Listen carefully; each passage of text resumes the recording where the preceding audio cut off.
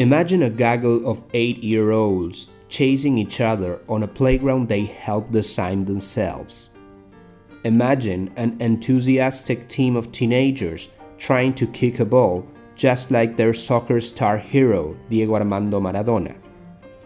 Imagine a colorful mural filled with flowers and angels.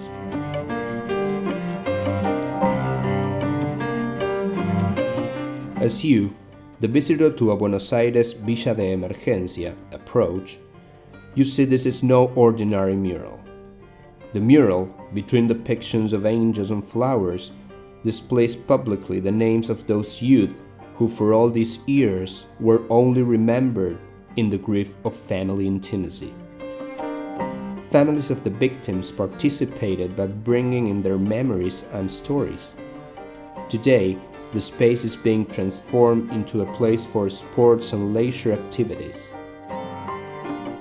However, the identification of the space as a public area that belongs to the community was defined before the first brick was laid. Discovering the slums of Buenos Aires, known by the poetic name of Villas de Emergencia, emergency dwellings, is to experience a space where the city constructs itself on a daily basis. Here, one is most likely to observe need and economic incapacity. Soon, however, the visitor finds another type of experience. Villas de Emergencia are places where generations of residents have consolidated a defined communitarian structure in the daily life of the neighborhood. To capitalize on that already existing sense of community, we have been developing this capacity of games in the villas where we were working in Buenos Aires.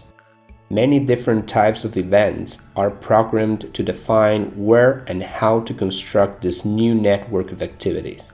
Youth participate in this decision-making through their written opinions, as well as through drawings and photographs.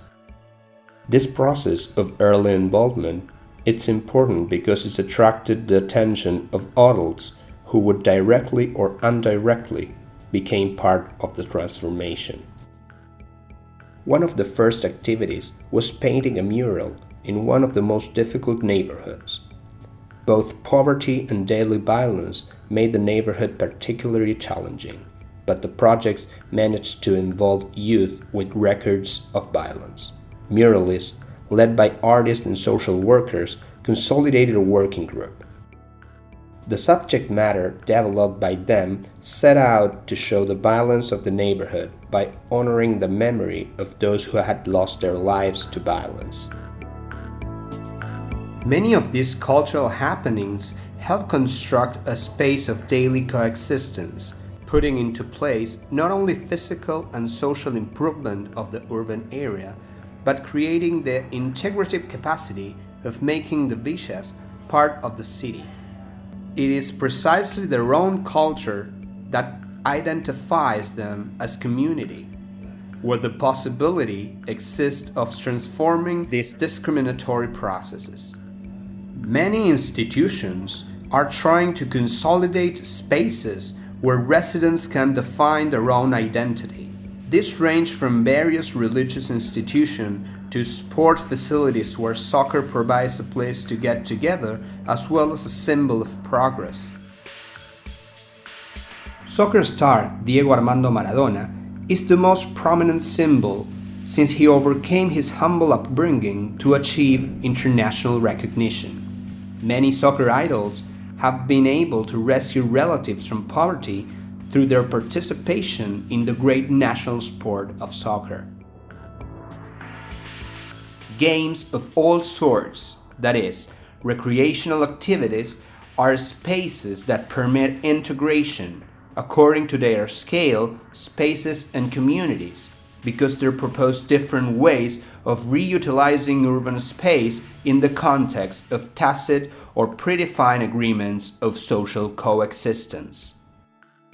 A good example of how games and the involvement of youth led to the recuperation of social disarticulated urban space can be found in the project of Dutch architect Aldo van Eyck. who designed 700 playgrounds in Amsterdam after World War II.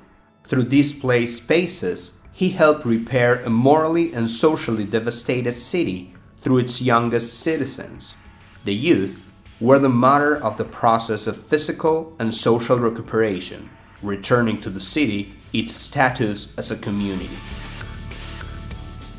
The aim of this urban design strategy is, through these play concepts, to improve the socio-physical integration and interaction in one of the slums of Buenos Aires city, Villa Tranquila.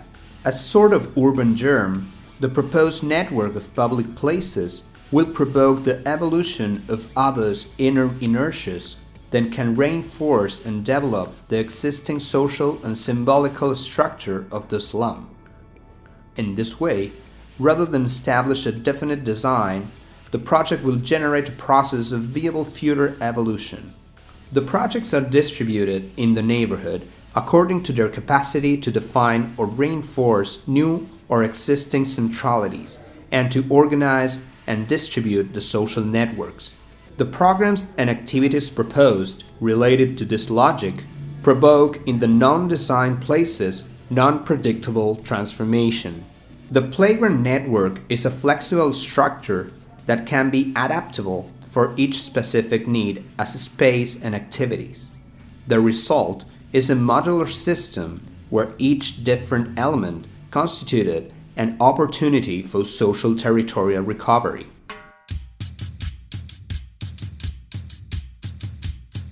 The construction of these playground networks has been financially supported by the Dutch foundation PlaySpace. This experience shows us a possible path, obviously not the only one, but a way to a flexible system suitable for consolidation through games. Through youth and youth activities, it is possible to find a model of urban integration in areas and societies that are struggling to be recognized as part of the city. Cumbia Villera.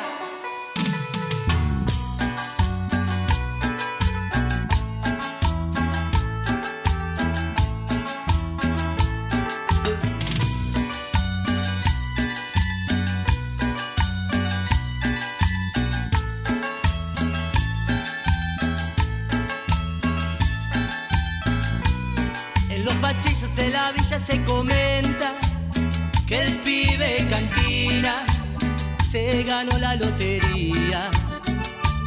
Ya no pasea con su bici despintada, no usa su gorra ni zapatillas desatadas, y que viste elegante, todos lo ven, luciendo su